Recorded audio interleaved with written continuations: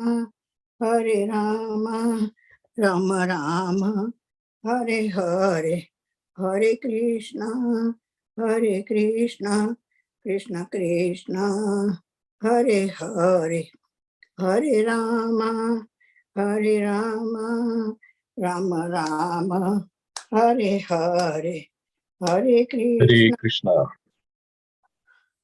Hare Krishna, dear devotees, Dandot Pranam, or Guru Srila Prabhupada.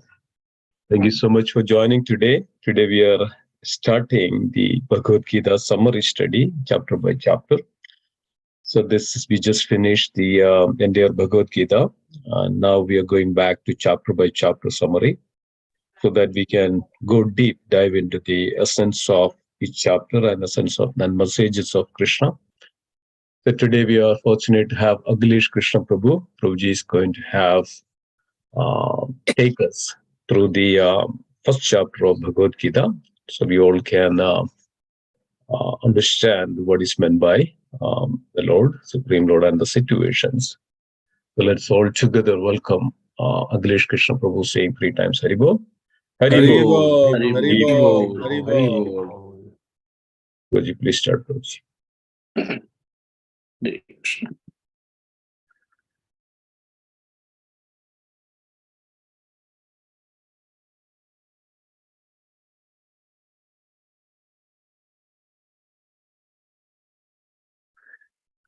Om Namo Bhagavate Vasudevaya. Om Namo Bhagavate Vasudevaya. Om Namo Bhagavate Vasudevaya. Narayanam Namaskrityam Naram Chaiva Narottamam Devim Saraswatim Vyasam Tato Jayam Mudire. Nashtaprayeshu bhadreshu nityam bhagavat sevaya bhagavati uttam shloke bhaktir bhavati neshtiki. Dhritarashtra vacha dharmakshetre kurukshetre samaveta mamaka pandavaschaiva kim kuruvat jaya. And then? Synonyms, translation and purport by His Divine Grace C. Bhaktivedanta Swami Srila Prabhupada ki jai. Dhritarashtra Vacha, King Dhritarashtra said, Dharma Kshetre, in the place of pilgrimage, Kurukshetre, in the place named Kurukshetra, Samaveta, assembled, Yuyutsava, desiring to fight, Mamaka, my party, sons, Pandava, the sons of Pandu, Cha, and Eva, certainly, Kim, what, Akurvat, did they do, Sanjaya, O Sanjay. Dhritarashtra said, O Sanjay, after my sons and the sons of Pandu assembled in the place of pilgrimage at Kurukshetra, desiring to fight, what did they do? Purport. Bhagavad Gita is the widely read theistic science summarized in the Gita Mahatmya, glorification of the Gita. There it says that one should read Bhagavad Gita very scrutinizingly, with the help of a person who is a devotee of Krishna, and try to understand it without personally motivated interpretations. The example of clear understanding is there in the Bhagavad Gita itself, in the way the teaching is understood by Arjuna, who heard the Gita directly from the Lord. If someone is fortunate enough to understand the Bhagavad Gita in that line of disciplic succession without motivated interpretation, then he surpasses all studies of Vedic wisdom and all scriptures of the world. One will find in Bhagavad Gita all that is certain in other scriptures, but the reader will also find things which are not to be found elsewhere. That is the specific standard of the Gita. It is perfect theistic science because it is directly spoken by the Supreme Personality of Godhead, Lord Sri Krishna.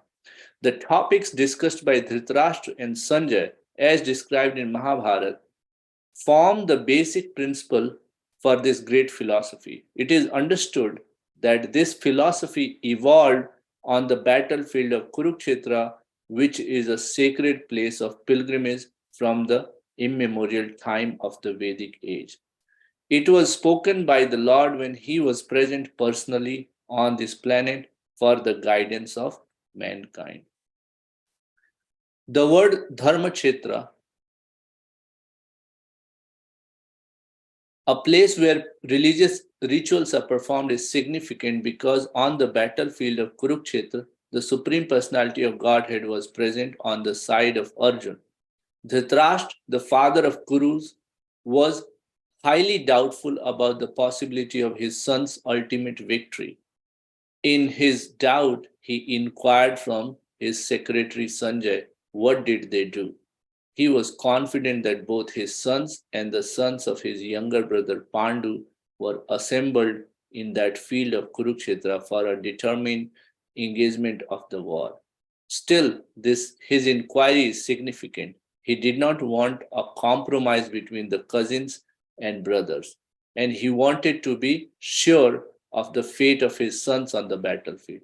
Because the battle was arranged to be fought at a Kurukshetra, which is mentioned elsewhere in the Vedas as a place of worship, even for the denizens of heaven, Dhritarashtra became very fearful about the influence of the holy place on the outcome of the battle. He knew very well that this would influence Arjun and the sons of Pandu favorably, because by nature they were all virtuous. Sanjay was a student of Vyas, and therefore, by the mercy of Vyas, Sanjay was able to envision the battlefield of Kurukshetra even while he was in the room of Dhritarashtra. And so Dhritarashtra asked him about the situation on the battlefield. Both the Pandavas and the sons of Dhritarashtra belong to the same family, but Dhritarashtra's mind is disclosed herein. He deliberately claimed only his sons as Kuru, and he separated the sons of Pandu from the family heritage. One can thus understand the specific position of Dhritarashtra in his relationship with his nephews. The sons of Pandu, as in the paddy field, the unnecessary plants are taken out. So it is expected from the very beginning of these topics that in the religious field of Kurukshetra, where the field father of religion, Sri Krishna, was present, the unwanted plans like Dhritarashtra's son, Duryodhana, and others would be wiped out, and the thoroughly religious persons headed by Yudhishthira would be established by the Lord. This is the significance of the words Dharmakshetra and Kurukshetra, apart from their historical and Vedic importance. Say the Mangalacharan. Om Ajnanatimirandhasya Jnananjana Shalakaya Chakshurunmilitam Yena Tasmai Shri Guruve Namah. Shri Chaitanya Manobhishtam Sthapitam Yena Bhutale Swayam Rupa Kadamahim Dadati Swapadantikam Vandeham Shri Guru Shri Jatapadakamalam Shri Gurun Vaishnavamsya Shri Rupam Sagrajatam Sahagana Raghunathanvitam Tam Sajivam Sadvaitam Savadutam Parijana Saitam Shri Krishna Chaitanya Devam Shri Radha Krishna Padan Sahagana Lalita Shri Vishakhan Vitamsya He Krishna Karuna Sindhu Deenabandhu Jagatpate Gopesha Gopika Kanta Radha Kanta Namastute Tapta Kanchana Gaurangi Shri Radhe Vrindavaneshwari Vrishabhanu Sute Devi Pranamami Hari Priye Vancha Kalpataruvasya Kripa Sindhubhyo Cha Patitanam Pavanebhyo Vaishnavebhyo Namo Namah. Jai Shri Krishna Chaitanya Prabhu Nityananda Shri Advaita Gadadhar Shri Vasadi Gaur Bhakta Vrinda Hare Krishna Krishna Krishna Hare Hare Hare Rama Rama Rama Hare Hare. Hare Krishna. First of all, I would like to pay my humble obeisances to all the assembled Vaishnavas. I seek your blessing so that I can say something which adds some value to this hour. I also want to pay my obeisances and thank His Grace Simeshwar Prabhu for engaging me in this seva so that I can put some effort, study Srimad Bhagavad Gita, which will clean my heart. We are summarizing, starting the summary study of Srimad Bhagavad Gita. And today is the first chapter. When very first time I met His Holiness Romapat Swami Maharaj in Michigan, he was giving a class and I, good fortune, a friend of mine invited me there and then I met him. There's one instruction Maharaj gave. He asked, do you have Bhagavad Gita? That friend who invited me gifted me a Bhagavad Gita as well. And I said, yes, Maharaj. And Maharaj said that please read the introduction very carefully. So Bhagavad Gita, as it is very important. But the introduction of Bhagavad Gita is also very important. So what we will try to do today is, let's see if we can read through or summarize the introduction as well as the first chapter. So Srila Prabhupada, it is a standard in all the classes of ISKCON that we chant the Mangalacharan, that is, we glorify our Parampara system. And in there, that the mantras are the invocation mantras or the chanting Mangalacharan mantra which Prabhupada has written in the introduction of the Srimad Bhagavad Gita. And then I wrote few questions which Prabhupada has answered in Bhagavad Gita introduction. And we'll try to quickly go through that. It's very long, 30 pages long, as good as one of the chapters of Bhagavad Gita, and that long introduction. So very first question, Srila Prabhupada answers is, why another translation of Bhagavad Gita? Apparently, Prabhupada mentions that someone asked Srila Prabhupada in Western world that, can you please recommend a Bhagavad Gita, English Bhagavad Gita translation? And Prabhupada says that he did not find, there are many English translations, but he did not find a Bhagavad Gita translation which he could recommend, English translation. And the prime reason Srila Prabhupada mentions is that in almost every one of them, the commentator has expressed his own opinions without touching the spirit of Bhagavad Gita. Now, what is the spirit of Bhagavad Gita? The spirit of Bhagavad Gita, Prabhupada explains in the later paragraphs, is that Bhagavan. Who is the Bhagavan? And Bhagavan is Sri Krishna. He explains that there are many commentaries where the commentators or the translations of Bhagavad Gita, they take out Sri Krishna from Bhagavad Gita. Now, Bhagavad Gita has no meaning without Krishna. The whole purpose of Bhagavad Gita is to establish the position of Supreme Personality of Godhead, that is no other than Sri Krishna. In every chapter, every verse, Krishna is being talked as Supreme Personality of God. Krishnastu Bhagavan. So, this verse, a pada from Srimad Bhagavatam, is that Krishnastu Bhagavan. And that is the sar, that is the main purpose of Bhagavad Gita, to teach who is Bhagavan. Then next question Srila Prabhupada answers is that what is the qualification to understand Bhagavad Gita?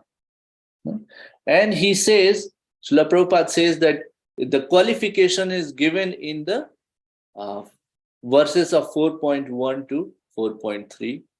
We also see in chapter 2, tomorrow we'll go through that, Evam parampara praptam. So this translation, this knowledge of Srimad Bhagavad Gita has to be received in the parampara system. Shishyastya ham sadimam tam prapanna. When Arjuna says this point, that I surrender to you, I accept you as Guru, then only Krishna starts speaking about Bhagavad Gita. So, also, Krishna tells Arjuna that in the 9th chapter, that I am telling you this knowledge of Bhagavad Gita because you are my friend and devotee. It's very important, devotees, to understand that the main qualification is to be the friend and devotee of Krishna. If you are not a friend or a devotee of Krishna, one cannot understand Bhagavad Gita. We see Krishna was right there present in the assembly of Kauravas, but what did Duryodhana? Did he consider him as Bhagavan? No. Was he favorable to Krishna? No. The same Kurukshetra, where Krishna is talking to Arjuna about Bhagavad Gita, in that same assembly is all the other present as well. But can they understand Bhagavad Gita's message? No.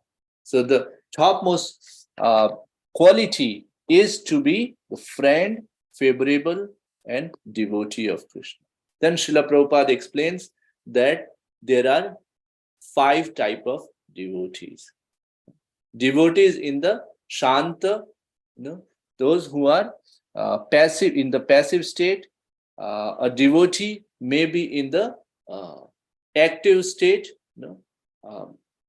Then a devotee who is active in the active state is called the servant of Krishna. So from that's where actually the main,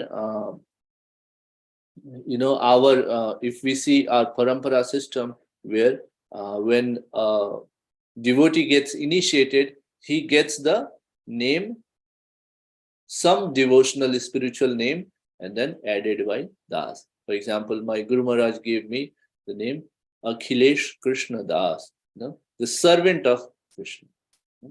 Or Matajis get the name Dasi, the servant of the Krishna, or the servant of Krishna. That is the, then one may be a devotee as a friend, just as Krishna, Arjuna was the friend of Krishna and was a devotee. Then we have one may be a devotee as a parent, like Yashoda Mai, Nanda Maharaj, Mother Devaki, Mother Kaushalya, Dashrath Maharaj, Nanda Maharaj, Vasudev. So they are the devotees in the mood of parent. And then there is the topmost of the devotee is the conjugal lover of Krishna, the one who has true love with Krishna. That position is represented by Mother Radharani, Srimati Radha. Okay.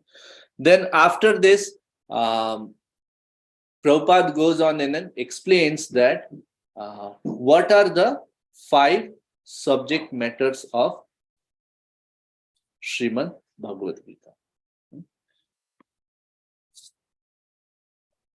Before this, actually, Prabhupada also mentions that how to and why to accept Krishna. And then in there, Arjuna Prabhupada is quoting from the 10th chapter, the verses where Arjuna is saying, Param Brahma, Param Dhama, that, you're the supreme, you're the ultimate. And then not I'm accepting or I'm saying this not because I'm a friend, but because others such as Narada, Vyasa, Asita, Devala, they all these great personalities, Sukadeva Goswami, they all have accepted you as every Purana, every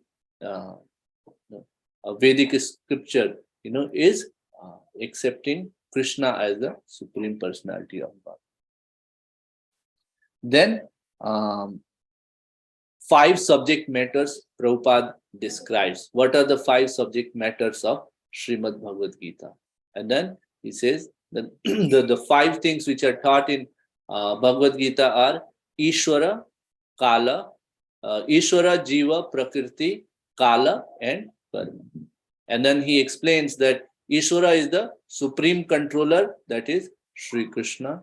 Jiva are all the living entities, and Prakriti is the material creation, and Kala is the time, and Karma is the activities whose fruits are being enjoyed or because of which jivas are suffering. And then Prabhupada actually explains that how all of these are Prakriti and Jiva, both are the energies of Krishna.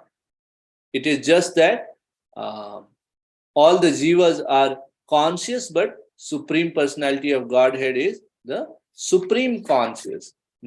And then he takes the example of, I think it's the 13th chapter or 15th chapter, where he, Kshetra and Kshetragya, like we are aware of what is happening in our body, but Krishna is aware of all the bodies. Krishna. So that is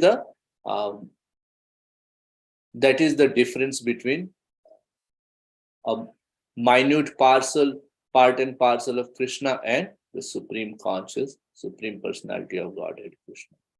And after that, he goes on, Prabhupada, and then explains that why Vedic knowledge is superior and what is the Dharma. So he is actually explaining that all the Vedic knowledge is infallible, and Hindus accept Vedic knowledge to be complete and infallible. And why? Because there is not a question of research. Vedic knowledge is not a question of research.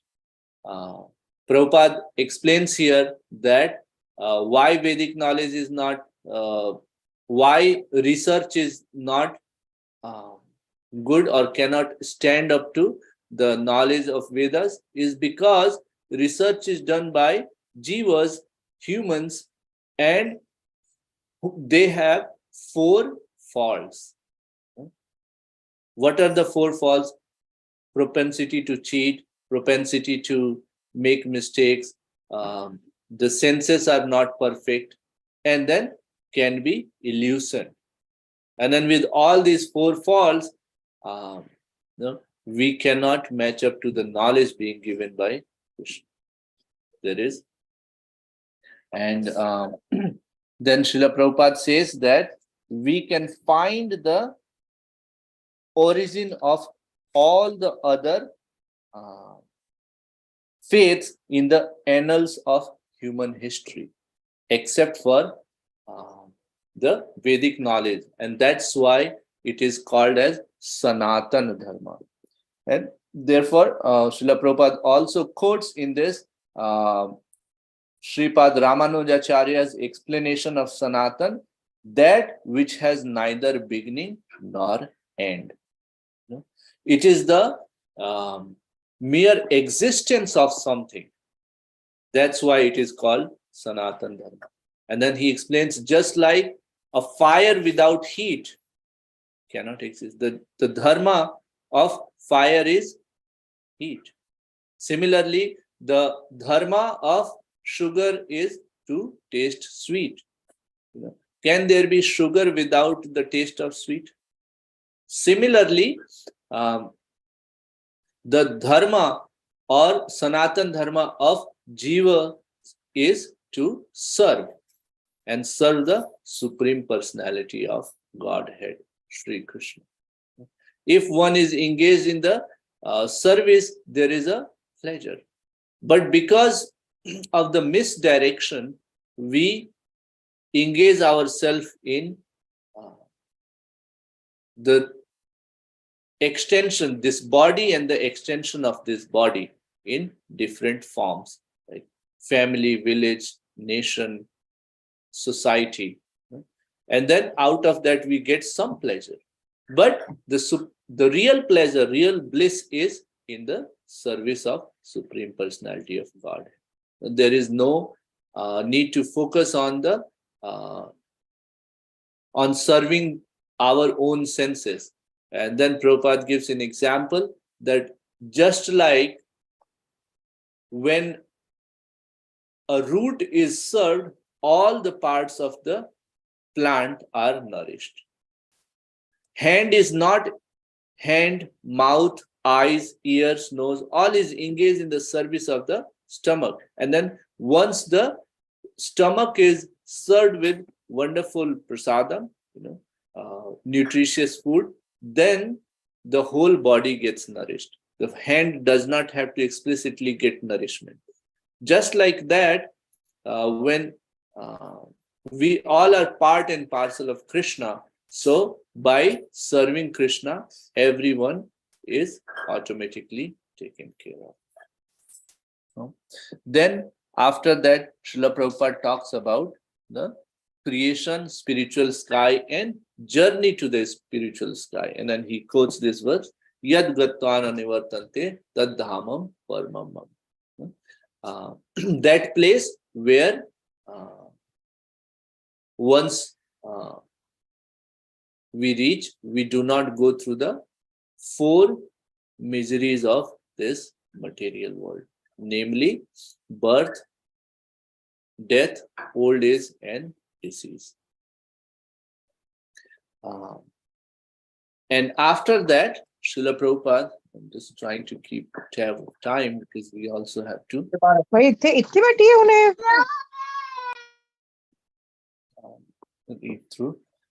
the first chapter as well. So after this, Srila Prabhupada actually talks about that. Okay, he explains that what is the spiritual sky and what is the material creation. Material creation is just a fraction of the whole existence. It's 1/4 part of the whole. And then in that whole, in the 1/4 part of the actual existence, is there billions and trillions of planetary systems and planets which exist. But beyond that is the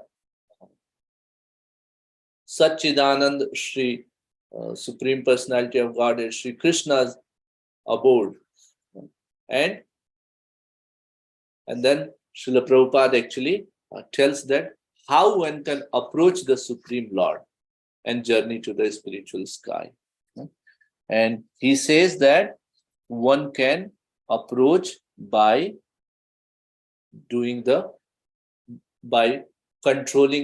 focusing the mind. That's something Krishna is giving, which will come again and again in the chapters of Bhagavad Gita, that man mana bhava mad bhakta madhyaji mam namaste. So focusing one's mind into the service of Supreme Personality of Godhead by following the 9 processes of bhakti, starting with Shravanam, Kirtanam, Vishnu Smaranam.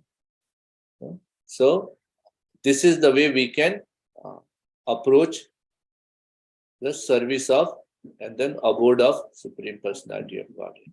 But then he gives an example, Srila Prabhupada, that which is Arjun asked this question, that it is very difficult to control the mind, and it is very difficult to put it into it's easier to control the wind than to control the mind. So how do we do that? Is it possible? And how is it possible? And who is it possible for? So Srila Prabhupada says, yes, it is possible, and it is possible for a devotee. A devotee is the one who can engage in the service of Supreme Personality of Godhead. How it is explained? Srila Prabhupada says that yam yam vapi smaran bhavam tyajantya ante kalevaram. No, at the time of the death, whoever one thinks about, that's the position, or that's the abode one gets. If one is thinking about devatas, then they will get to the abode of demigods. If one is thinking about pitras, then they will get to the abode of pitralokas. But if one is thinking about the Supreme Personality of Godhead, then they will get to the abode of Supreme Personality of Godhead, Vaikuntha Loka. And then we have many examples in our Shastra. The very prime example is of Ajamila, who just by the Namabhas, at the time of death, he called his son Narayan, and by that Namabhas had so much power that he was able to achieve the abode of Supreme Personality of Godhead. In fact, Srila Prabhupada explains that Srila Prabhupada, actually, this is very nice, that just by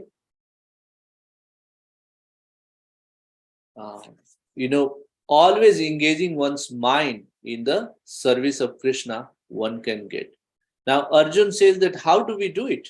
And then Prabhupada is explaining that one does not have to give up the activities of day-to-day life. It's just that one has to. So at an ordinary platform, it may look like this person is performing the ordinary activities. And Prabhupada actually gives this example. How is it possible? The Acharyas give the following example.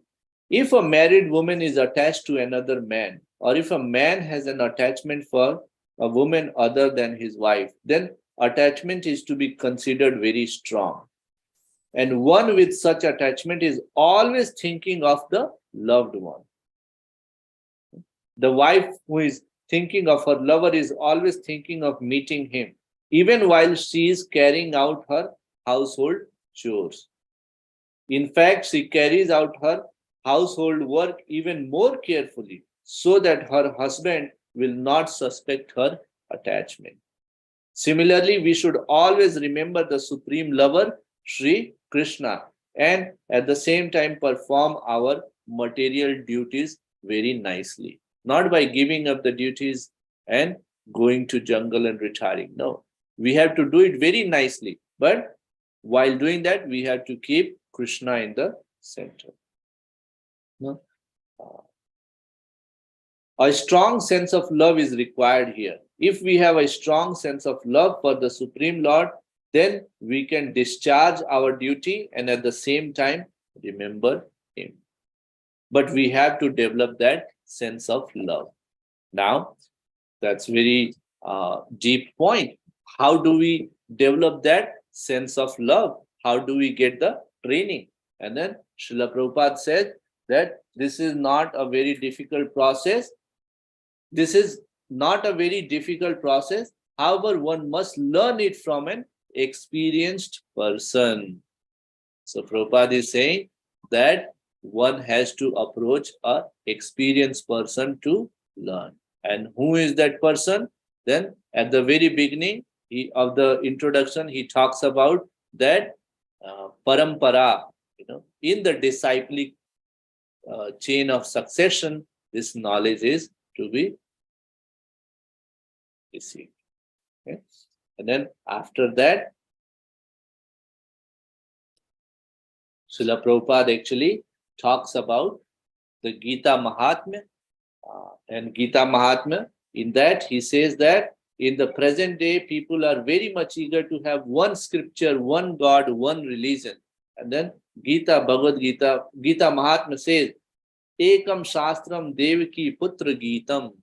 Devaki Putra Gita. If there is to be one Shastra, it has to be the Devaki Putra's Gita. Eko Devo Devaki Putra Eva. And then if there is one God, then it has to be Krishna. Eko Mantras Tasya Namani Yani. If there has to be one mantra, then it has to be his name. And Karmapya Ekam Tasya Devasya Seva. And if there is to be one act, it has to be the service of the Supreme Personality of Godhead. Devaki Tasya, Devaki Putras, that is Krishna's Seva. So with that, Srila Prabhupada ends by giving the disciplic succession, starting from Krishna, Brahma, Narada, Vyas, Madhva, Padmanabh, Hari, Madhva, all the way to Bhakti Vinod Thakur, Gaur Kishore Das, Babaji Maharaj, Siddhanta Saraswati Maharaj, and Srila Prabhupada. So this is how Srila Prabhupada introduces Bhagavad Gita, where he is summarizing the entire Bhagavad Gita, the sar of Bhagavad Gita, and giving the process of achieving and understanding Bhagavad Gita. And then if you notice in the purport also of the very first chapter, he is touching upon these points. One should read Bhagavad Gita very scrutinizingly with help of a person who is a devotee of Krishna, giving both the things, the process and how to approach it, and try it without personal motivation. Now we come back to this verse. This verse is mentioned. So Bhagavad Gita is part of Mahabharata, which is the Itihasa, and then it is mentioned in the Bhishma Parva's Bhagavad Gita Parva chapter. And the context of this is that Sanjay comes back to Hastinapur from the battlefield, and he has been given this divine vision by Srila Vyasdeva, where he can see past, present, and future as if happening right in front of his eyes. And if you notice, Dhritarashtra says, Kim akurvat, what did they do? Dhritarashtra is asking. That is, it means that it is in the past tense. What did they do? So this is after Bhishma Dev has been on the bed of arrows. That's when this thing actually is. That's when this Bhagavad Gita prasanga, this discussion between Dhritarashtra and Sanjay is starting. And that's why that past tense is there. So in the first chapter of Bhagavad Gita, from verse number 1 to 11, Dhritarashtra and Duryodhan's wicked nature is explained. We have about 20 minutes, so let's see if we can go through all that. We'll try to quickly go through this. Yeah. So from verse number 1 to 11, Dhritarashtra and Duryodhan's wicked nature is explained. Then from verse number 12 to 19, how the signs of victory are being noticed, that's being explained. Then from verse number 20 to 27, why Arjun, a compassion of Lord, and Arjun wants to observe the army. So that is explained. Bhakta Vatsal nature of Sri Krishna is explained here. And then from verse number 28 to 46, Arjuna's lamentation. Why he doesn't want to fight. And basically that's where it sets the entire Prishtabhumi, entire foundation for the Bhagavad Gita. So first chapter is, that's why is very important to understand the why Bhagavad Gita is spoken. So let's see. Srila Prabhupada explains. So Dhritarashtra is asking that what did my son and the sons of Pandus did after they met at the pilgrim place of Kurukshetra? And it's a question which shouldn't be asked because they are met to fight. So he should have directly asked that how did they fight? What was the who won? How is the progress? But he didn't. Because he wanted to make sure that this is a pilgrimage place, so it is definitely going to have favorable outcomes for Arjuna, but at the same time, he wanted to make sure that my son is not actually anyway impacted by the positiveness of the place, and then tries to run into some compromise. So that's why Srila Prabhupada explains him that the Dhritarashtra was blind both physically and spiritually. Okay. Then from verse number 3 onwards, it is being explained that how Duryodhan is approaching different how Duryodhan is actually talking to. He first goes to Dronacharya and then he addresses him by saying that look at your student Drishtadyumna, how nicely he has set up the army. Basically, he wanted to say that it's your fault and that's why you should save me up. Also, he wanted to make sure that this angle of that they are my disciples, should not come into the fighting of Dronacharya. Okay? And similarly, he goes and then tries to encourage by saying that we have a very good army and is led by the very powerful generals such as Bhishma Dev, yourself, and then he mentions others like Kripacharya, Ashwatthama. So in this way, it is actually Prabhupada is pointing out that he was a politician.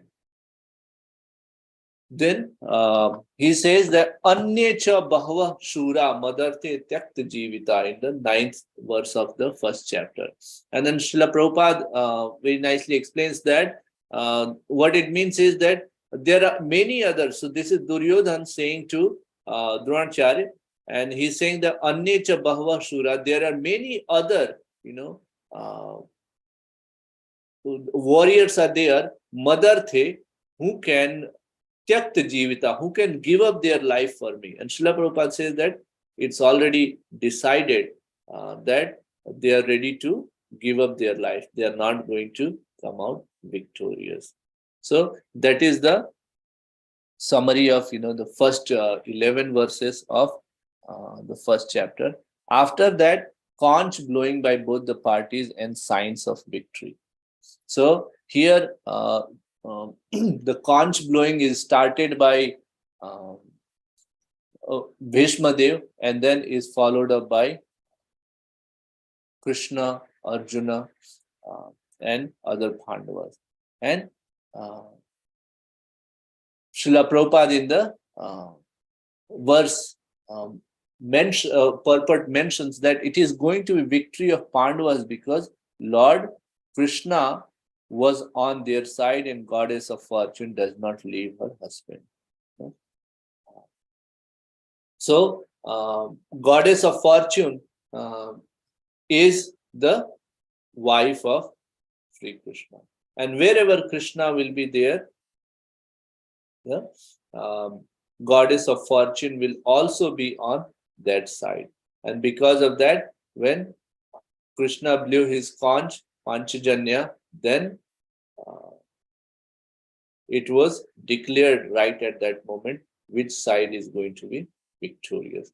And then in the 15th verses purport, very important point, Srila Prabhupada mentions that there are different, throughout the Bhagavad Gita, there are different names of Krishna are taken, and those names have very significant meaning. In this particular verse, where verse number 15, Panchjanya Rishikesha, that's the verse.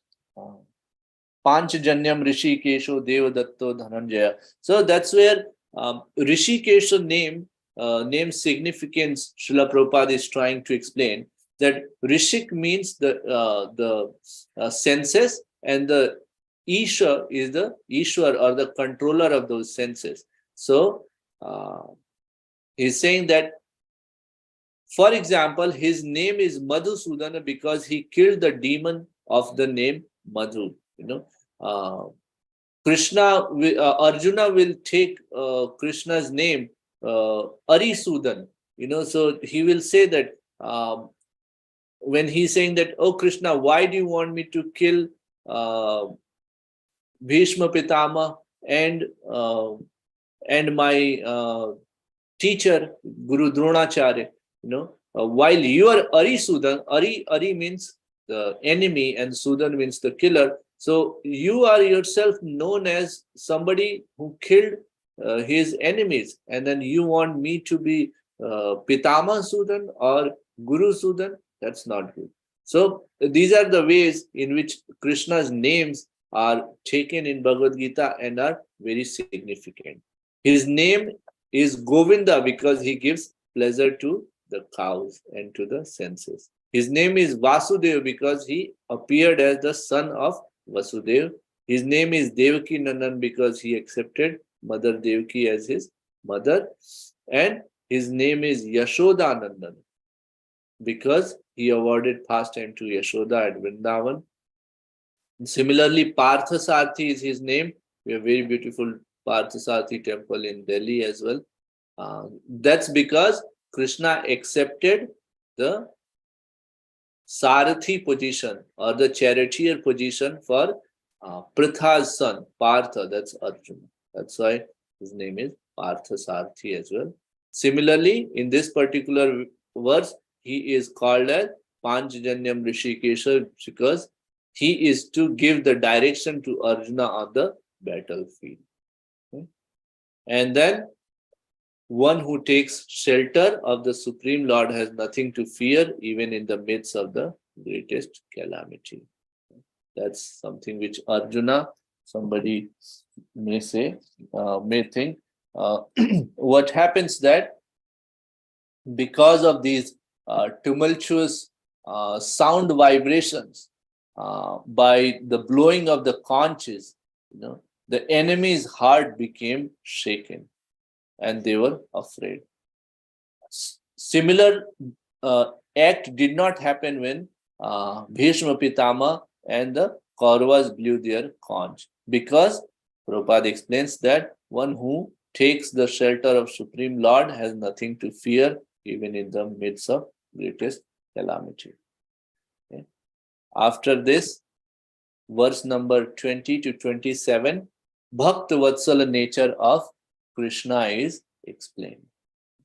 Acharyas explain that in the battlefield, there is so much noise that a Rathi cannot talk to the Sarathi.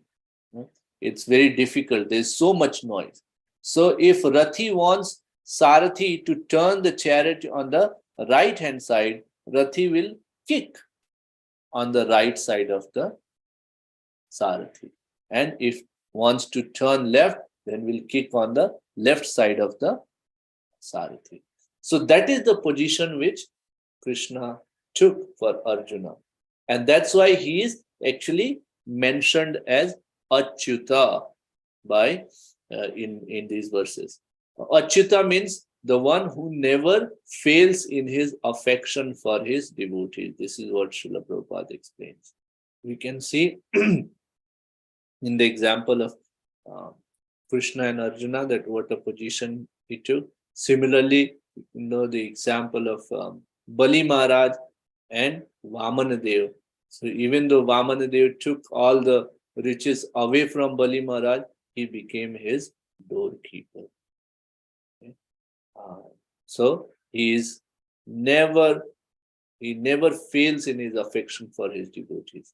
When a small Prahlad Maharaj was to be killed by his demonic father Hiranyakashipu, Narsimhadev appeared from a pillar just to keep the words of Prahlad Maharaj. Hiranyakashipu asked that, is he also in this pillar? Prahlad Maharaj says, yes, he is everywhere.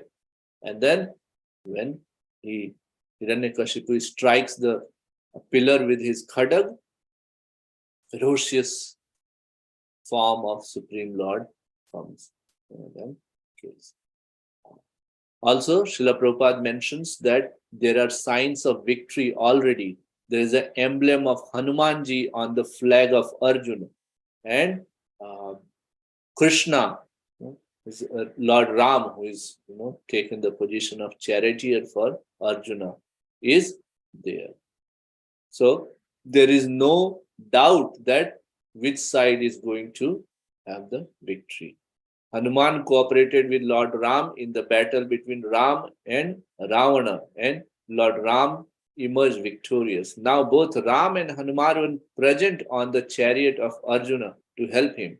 Lord Krishna is Ram himself, and wherever Lord Ram is, his eternal servitor Hanuman and his eternal consort Sita, the goddess of fortune, are present as well.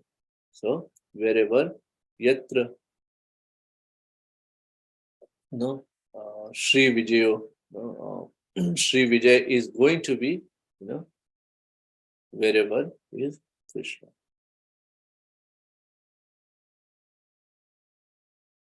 Then from there, verse number 28 to 46, Arjuna's lamentation.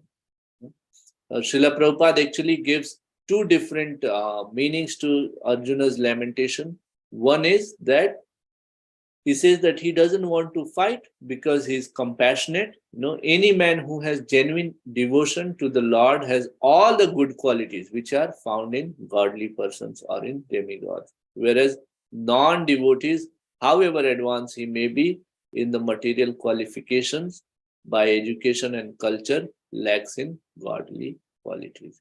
So this is something Prabhupada is explaining when Arjun, after the blowing of the conch, Arjun tells Krishna that, please take my chariot in the middle of two armies. I want to see who am I fighting with. And then when he takes, Krishna very, very smilingly follows the order, takes the chariot in the middle of the two armies, right in front of his Guru Janas and his kinsmen. And there Arjun looks at them, and then he says that my mouth is drying up and my body is shivering, and this Gandiv is slipping away from my hand. And Prabhupada explains that this is because of the compassionate nature, but at the same time, it is also because of the fear at the bodily level that he is going to lose his near and dear ones. And Acharya has explained that there are four, in the verses, there are four reasons given by Arjun that why he doesn't want to fight. First one, Prabhupada explains, is compassion. And as we read in the above purport, that it is by nature, devotee is compassionate. Then from verse number 31 to 35, Arjun tells that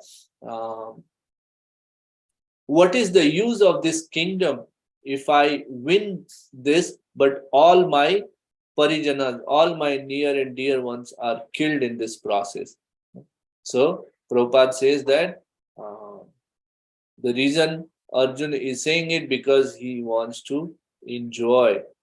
If we have something, we want to show it off.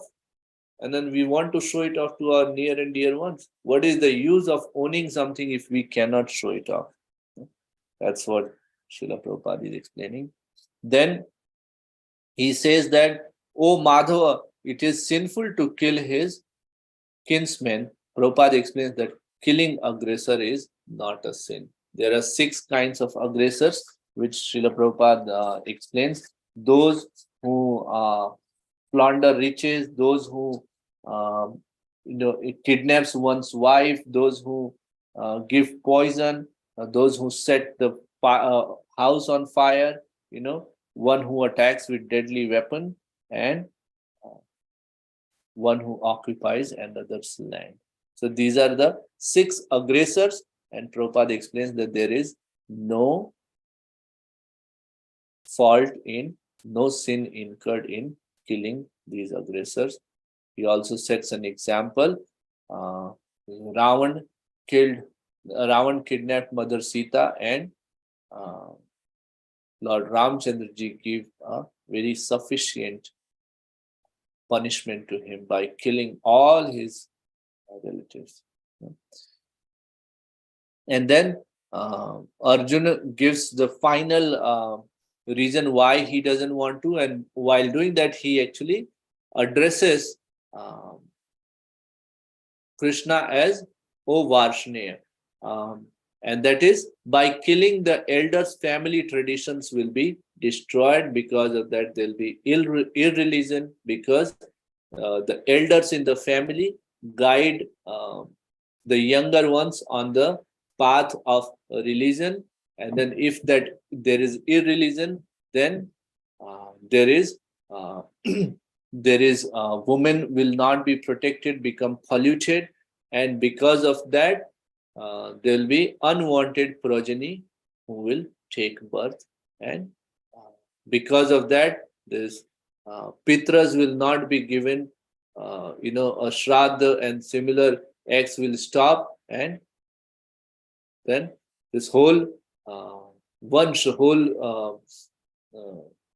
dynasty is getting polluted and suffering.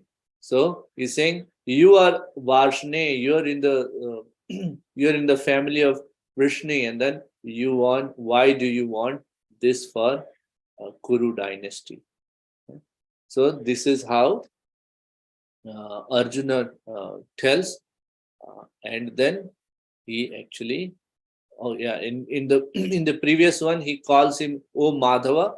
Madhava is the one who is the husband of the goddess of fortune. So he's saying that, why are you asking me to do something which is sinful? But Prabhupada explains that killing aggressors is not a sin. So that's why Krishna is not guiding Arjuna on the wrong path. So this is how the first chapter ends. A few important points. I'm sorry, I'm a minute over. But main points which Srila Prabhupada explains through the first chapter is that Krishna is the Supreme Personality of Godhead. One has to be favorable to Krishna to understand the Bhagavad Gita. The process of Bhagavad Gita is the process of understanding Bhagavad Gita is by doing devotional service and putting one's mind in the service of Krishna. And it is very difficult to do that, and that is why we approach a expert person who is already a bhakta and who can guide us on this process. And once we do that, our regular activities will also can be dovetailed as the service of Krishna, and then at the end we all can go back to Godhead, to the dham of Krishna, where yad gatvana nivartante.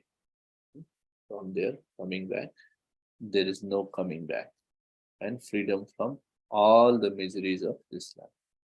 So with that, I'd like to stop here and see if there are any questions. Any comments, corrections, realizations he wants to share?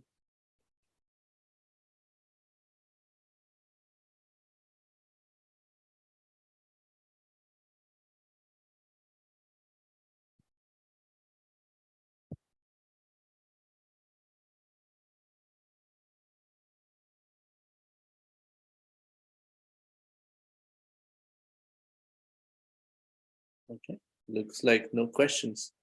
So over to you, Simeshwar Prabhu.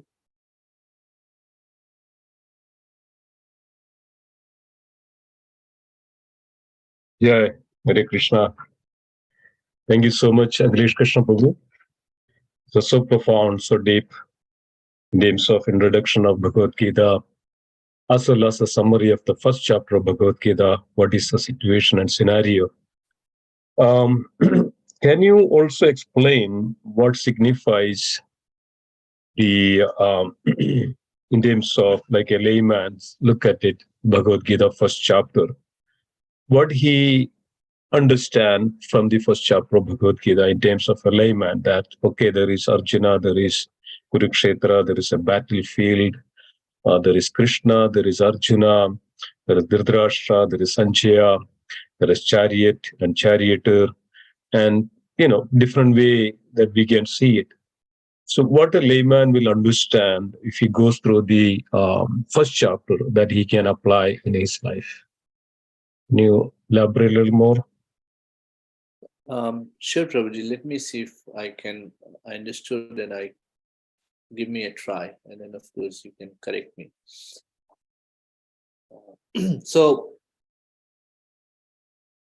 when we look at the first chapter and look at the reasoning of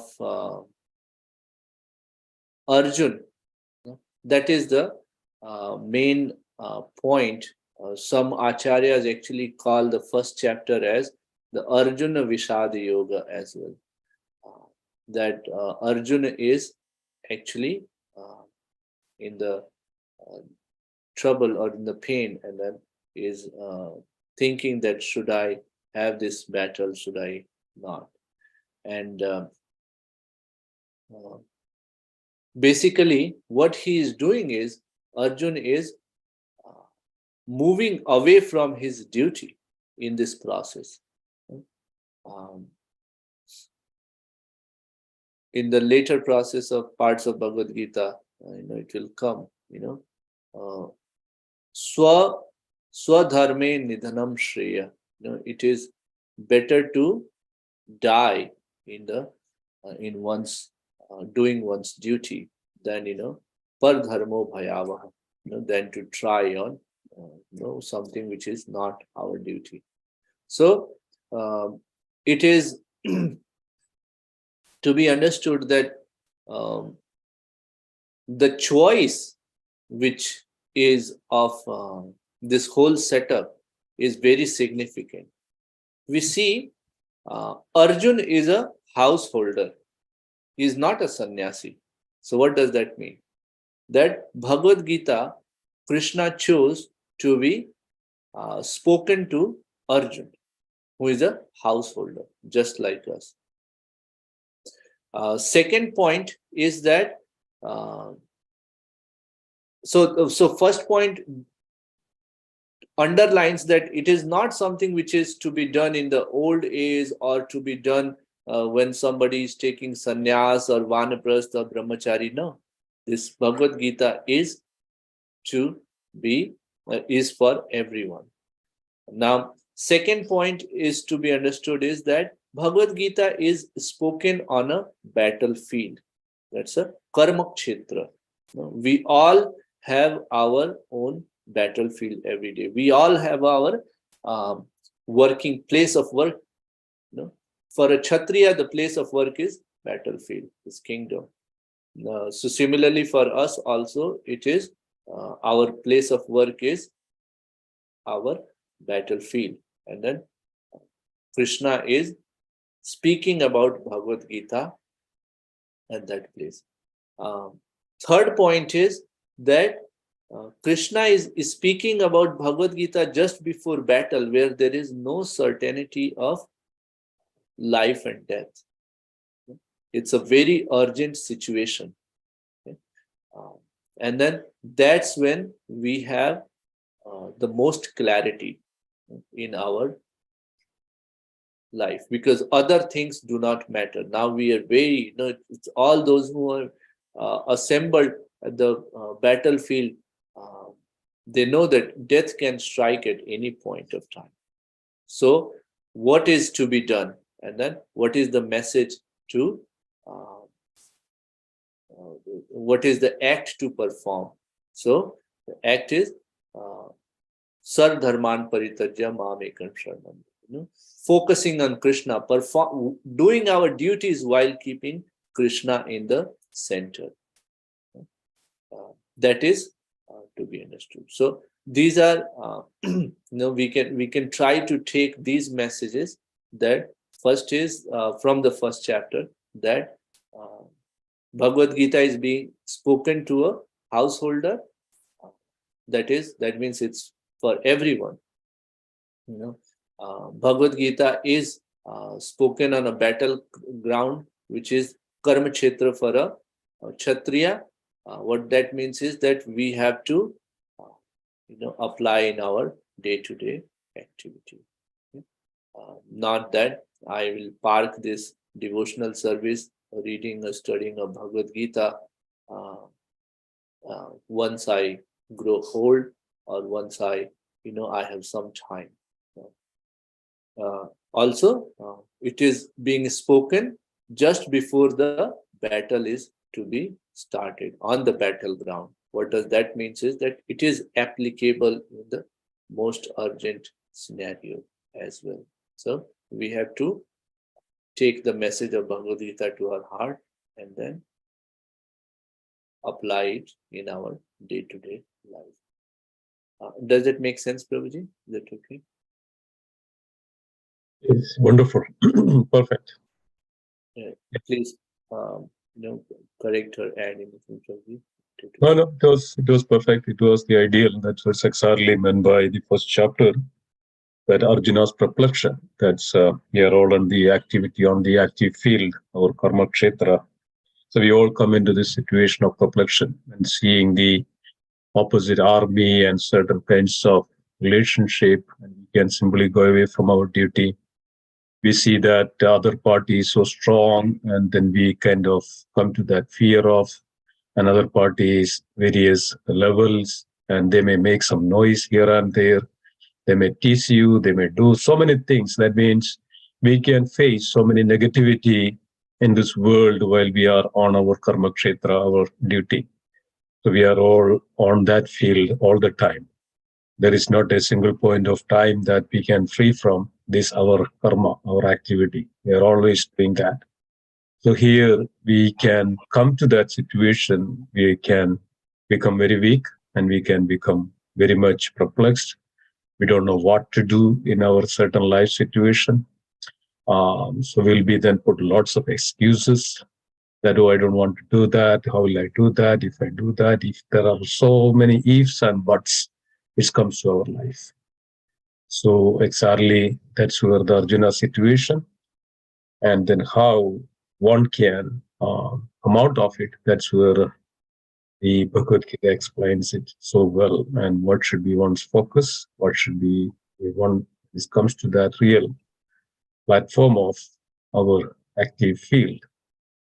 Then what should be our focus? That is very wonderful. Thank you so much for explaining that very well. Yeah. Okay. So, anybody else would like to add any comments or any other thoughts, any questions? Yeah, Hare Krishna, Prabhu. Yeah, definitely. It's an enlightenment, like empower. So definitely every word of Gita is empower. So there is a power in every word of Bhagavad Gita. So, but we need to align up to that extent with a lot of disturbances in day-to-day life, for sure. So yeah, definitely this gives a lot of empowerment and enlightenment in our daily day-to-day life, for sure, if we follow. So, Yep. Thank you. Please join every day. Thank you. Sure.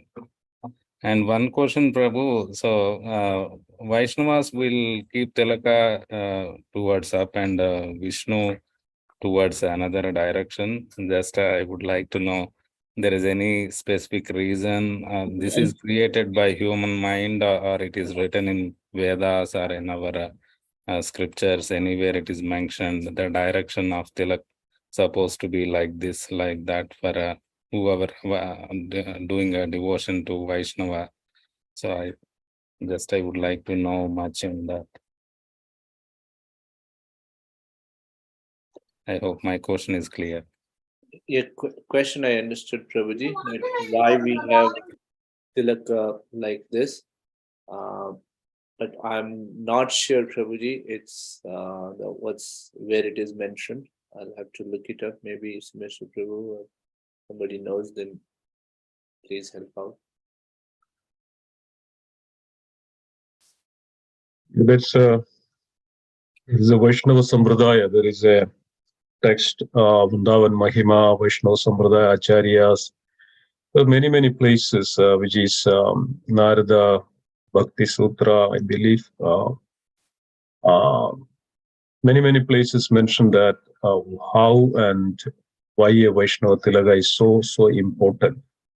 So which represents the two lines of the Tilak represents the lotus feet of Krishna, and the mark below the two the lines is represents the Tulasi Maharani. Means that when we put the lotus feet on our forehead, that's the best place to keep, and also to worship at the lotus feet, you offer that mark as Tulasi leaves at the feet of the Lord. Basically, it imprints the lotus feet on the forehead. And that should be not only on the forehead, it should be on 12 places of the body. And it's which represents, and the first place is represents that Tilak represents Keshava, Lord Keshava, the Supreme Lord Keshava. Then on the navel, which represents Lord Narayana. And on the chest, it represents Madhava. And on the neck, it represents Govinda. On the right side of the belly represents Lord Vishnu. And then the right arm, lower part of the right arm represents Madhusudana. And the upper part of the right arm is Trivikrama. And the left side of the belly, it is Vamana. And the left side of the lower part of the left arm is Sridhara. And upper part of the left arm is Rishikesha. Yeah, it's right here, right? And then back side of the lower part, the back side is the Padmanabha, Damodara, and then the upper part is known as the Padmanabha. So these are the 12 places, and it says that Lord resides on these 12 places. And then also we put that mark of the Tilak, which represents the lotus feet of the Lord. So this is the ideal representation of a devotee. That means he always, in all part of his body, the mark of the Lord, lotus feet of the Lord is imprinted. That means he's a Vaishnava, so that he represents, or he represents as a Vaishnava.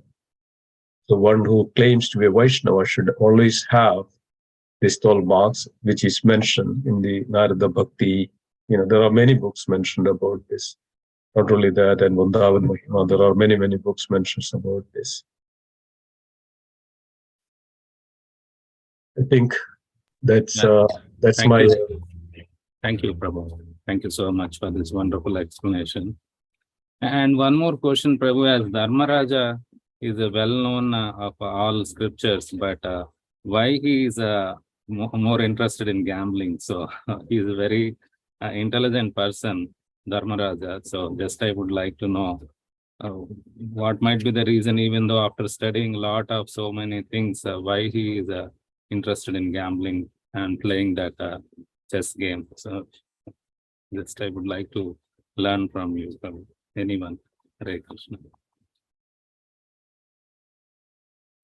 So, Prabhuji, Prabhupada explains that, and then other acharyas also have heard question answered in this way, that for a Kshatriya, challenge in the battlefield or in the field of or in the game of gambling, a Kshatriya always answers to that, always responds to that.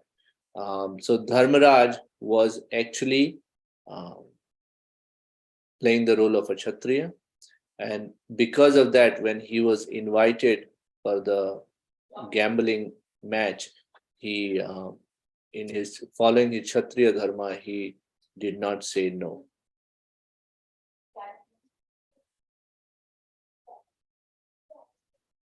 Does that make sense, Prabhuji? Yes, Prabhu. Thank you so much. Yeah.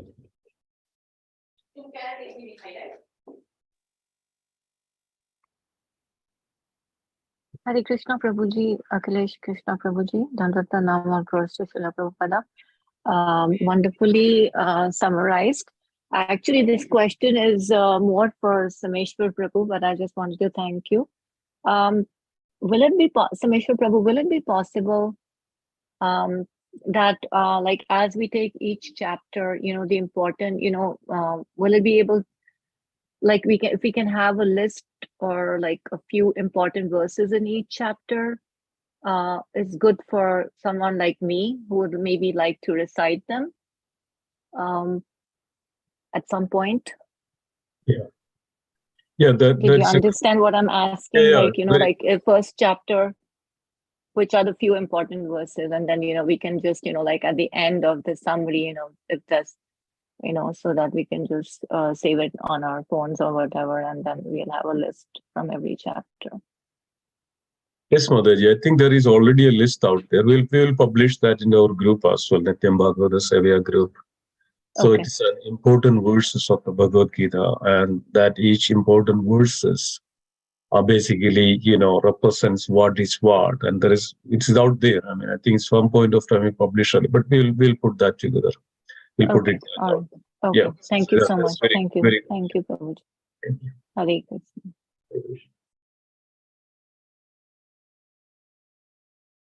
Okay. Any devotees, anything else? Anybody else would like to add anything? Lots of devotees. Please go ahead. Krishna Prabhuji, Dhanvat or Prabhupada. Yeah, very nice class, Akhilesh Krishna Prabhu. Thank you. And about the Tilak Prabhuji, I am remembering the Lal Govinda Prabhuji Katha. Though I don't remember all the details, but he has a very nice details. I can share the video. The Urdhapang Tilak, the various type of tilaks, and he's giving the sloka references also. So that I can share, like really that mention that why this kind of tilak. Please share. Yeah. And with the significance, and as you already covered, but he's giving the references also, like where is mentioned. Yep. And related to the first chapter, just I want to add few comments. Like we see the learning or day to day, the beginning is sloka in first chapter. We see Karam Kshetre, Kuru Kshetre, Dhritarashtra comparing my son and Pandu's son. So that way, like if we have that attitude, oh, this my, this yours, the differentiation is there. That's called a mentality of Dhritarashtra. Prabhupada writing nicely in the purport.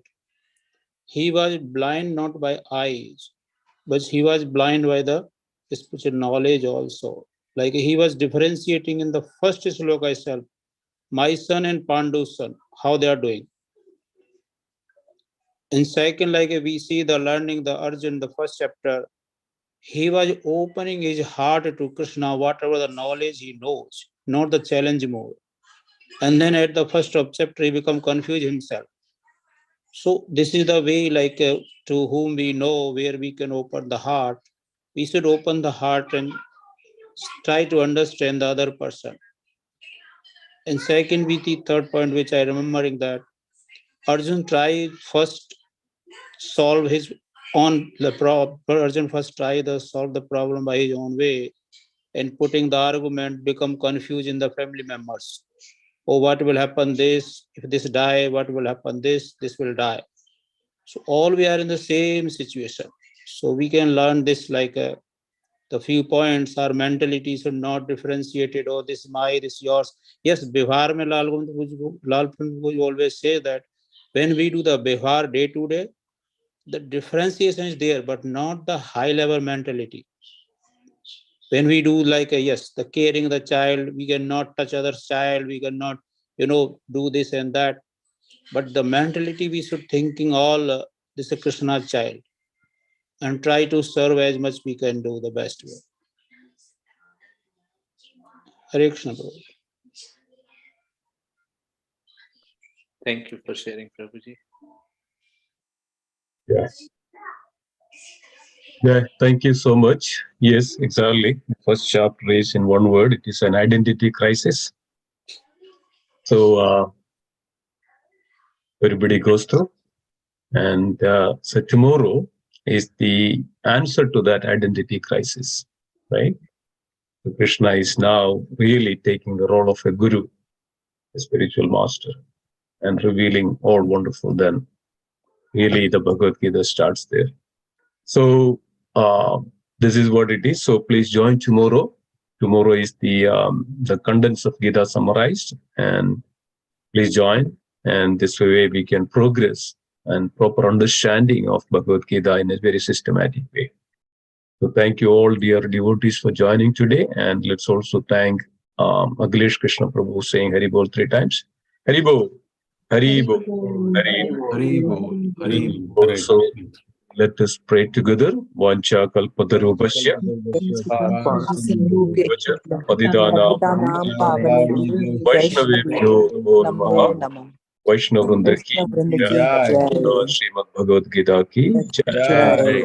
Srila Prabhupada ki jai. Vrinda Kodi Vaishnavrinda ki jai. Gaura Premanande Hari Hari. Thank you, everybody. Thank you, Prabhu. Hare Krishna. Hare Krishna. Thank you.